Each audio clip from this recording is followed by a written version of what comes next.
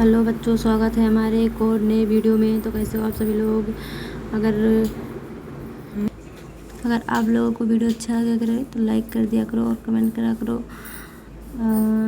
81 number question जीव विज्ञान का पार्ट 2 देखते हैं। विकासवाद का सिद्धांत निम्नलिखित में से किसने दिया था? तो ये चार्ल्स रॉबर्ट डार्विन ने दिया था। हृदय के एक चक्र में मछली के हृदय से रक्त कितनी बार गुजरता है? तो एक बार गुजरता है। पौधों के विभिन्न पहलुओं के वैज्ञानिक अध्ययन को क्या कहा जाता है? तो वनस्पति विज्ञान कहा जाता है। निम्नलिखित में से किस गैस को ग्रीन हाउस गैस के रूप में जाना जाता है? तो ऑक्सीजन को ग्रीन हाउस गैस के रूप में जाना जाता है। वायुमंडल में ऑक्सीजन की खोज जेफेस प्रिस्टले ने की थी। वायुमंडल में ऑक्सीजन की मात्रा किस % होती है? वायुमंडल में कार्बन डाइऑक्साइड की मात्रा 0.03% होती है। मीथेन एक ग्रीनहाउस गैस है तथा प्राकृतिक गैस का प्राथमिक घटक है। किसी भी खाद्य श्रृंखला में शीर्ष स्तर पर कौन कब्जा कर लेता है? तो मनुष्य कर लेता है।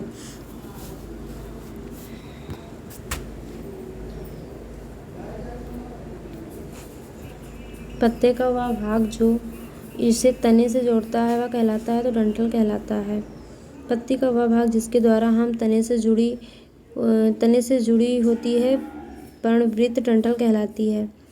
यह पर्णफलक को सूर्य का प्रकाश ग्रहण करने के लिए अग्रसर करता है। यदि पादपों में पत्तियों के पर्णवृत्त उपस्थित हों तो उसे समृद्ध पत्ती, और यदि उपस्थित न हो तो आवृत्त पत्ती कहते हैं। निम्नलिखित में से कौन प्रोटीन का एक प्रमुख स्रोत नहीं है? तो गेहूं नहीं है।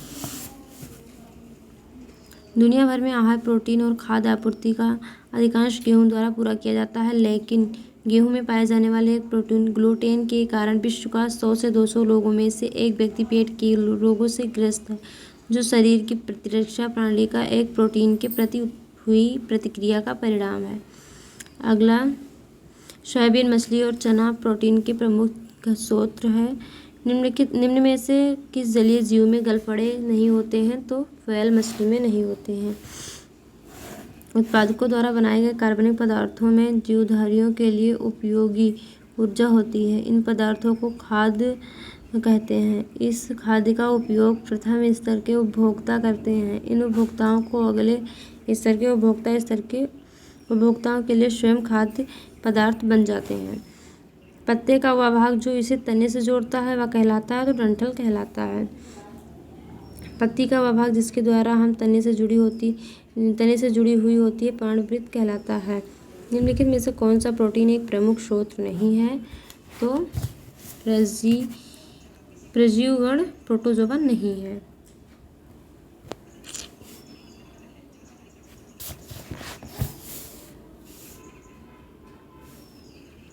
म्यूटेशन शब्द का अर्थ क्या है? तो यह आनुवंशिक गलती है। जब किसी जीन के डीएनए में कोई स्थायी परिवर्तन होता है तो उसे उत्परिवर्तन कहते हैं। यह कोशिकाओं के विभाजन के समय आनुवंशिक गलती या किसी दोष के कारण पैदा हो सकता है, या फिर पराबैंगनी विकिरण की वजह से, या रासायनिक तत्व या वायरस से भी हो सकता है। किसी IUCN दस्तावेज में वनस्पतियों और जीवों की लुप्तप्राय प्रजातियों की सूची दी जाती है, तो लाल सूची दी जाती है। 1963 में गठित विश्व भर में पौधों और पशुओं की जातियों की संरक्षण स्थिति की सबसे व्यापक तालिका है लाल सूची। मलेरिया और कालाजार किससे होता है? तो यह प्रोटोजोआ से होता है। मलेरिया, इसका कारण प्लाज्मोडियम नामक प्रोटोजोआ है, जिसका वाहक मादा एनाफिलीज मच्छर होती है। ये प्रोटोजोआ मानव शरीर में लीवर और प्लीहा को संक्रमित कर देते हैं। इस रोग से लाल रुधिर कोशिकाएं तेजी से नष्ट होने लगती हैं। 92 क्वेश्चन, एक यूकेरियोटिक कोशिका में एक नाभिक सहित झिल्ली में बंधे अंग होते हैं जो कोशिकीय प्रक्रियाओं को में कार्य करने में सहायक होते हैं, तो अलगाव। यूकेरियोटिक में पूर्ण विकसित केंद्रक पाया जाता है। इसमें केंद्रक झिल्ली और केंद्रिका उपस्थित होते हैं। कोशिका द्रव्य में झिल्ली युक्त कुछ कोशिकांग उपस्थित होते हैं। बीजाणु एवं जीवाणु को छोड़कर ये कोशिकाएं सभी पौधे तथा जंतु में पाई जाती हैं। केंद्रक झिल्ली दोहरी परत की एक झिल्ली है जो केंद्रक को चारों ओर से घेरे रहती है।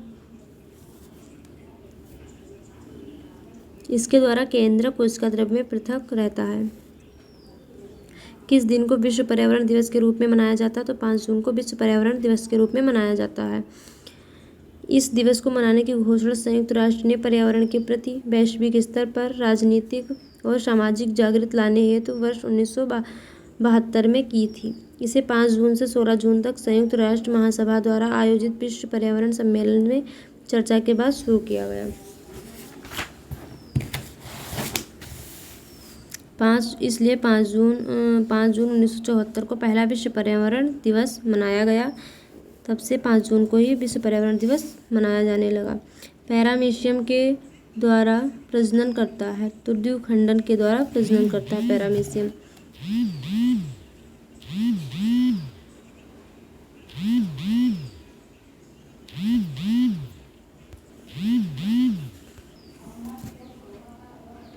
पैरामीशियम एक कोशिकीय प्रोटोजोआ संघ का प्राणी है।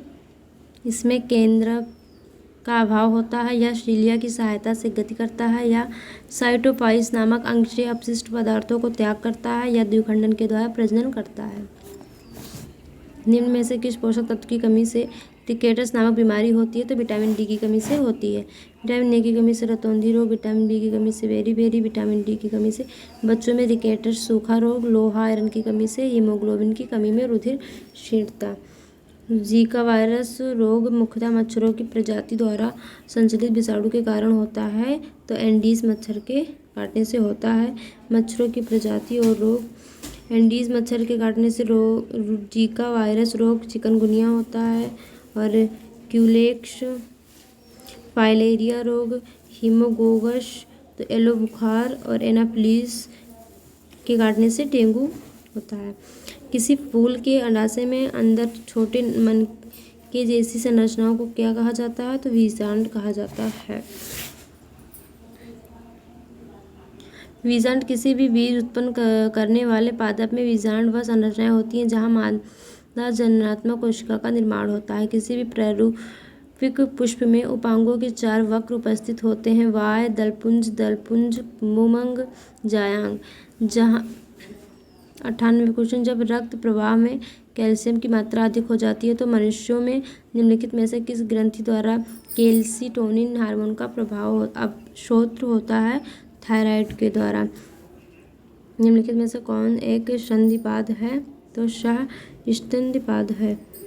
निम्नलिखित में से कौन सा ऊर्जा का एक पारंपरिक स्रोत है? तो पवन ऊर्जा एक पारंपरिक स्रोत है। पारंपरिक ऊर्जा के स्रोत जीवाश्म ईंधन, जल विद्युत ऊर्जा, बायोमास, पवन ऊर्जा, ऊष्मीय गति ऊर्जा। निम्न में से किस वैज्ञानिक ने कोशिका में पाए जाने वाले द्रव पदार्थ के लिए प्रोटोप्लाज्म शब्द का उपयोग किया? तो पुंकिजे ने किया था।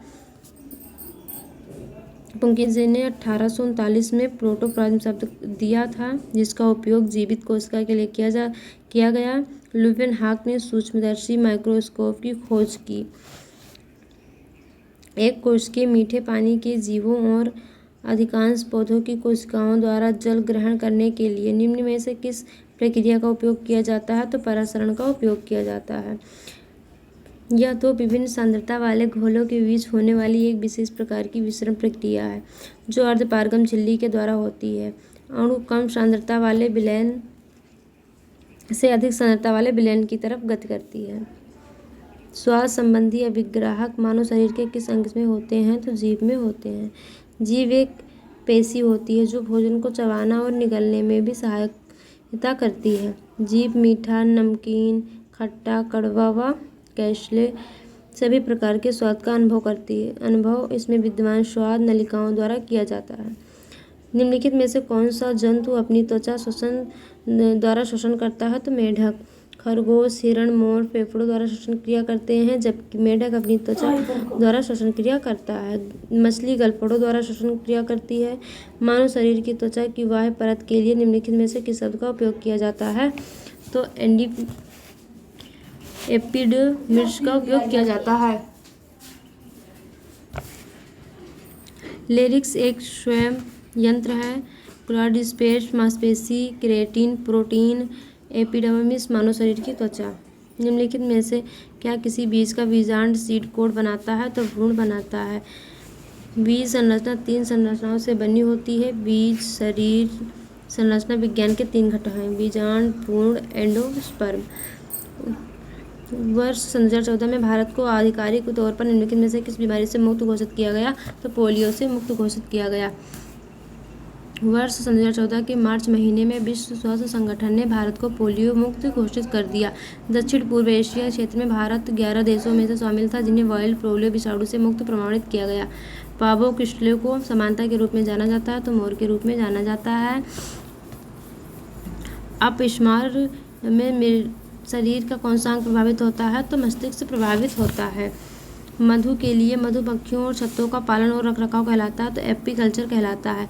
मधुमक्खियों का पालन एपीकल्चर, फूलों की खेती फ्लोरिकल्चर, रेशम कीट पालन सेरीकल्चर और मत्स्य पालन फिशीकल्चर कहलाता है। मधुमक्खियों को पालने का जो मधुमक्खी पाली जाती है उसे एपीकल्चर और फूलों की खेती फ्लोरिकल्चर, रेशम कीट पालन सेरीकल्चर और मत्स्य पालन को हम लोग फिशीकल्चर के नाम से जानते हैं। तो ये जीव विज्ञान यहाँ से ख़त्म होता है। और अगर वीडियो अच्छी लगी तो लाइक करें, हमारे चैनल को सब्सक्राइब करें। तब तक के लिए मिलते हैं अगली वीडियो में। तब तक के लिए जय हिंद, जय भारत।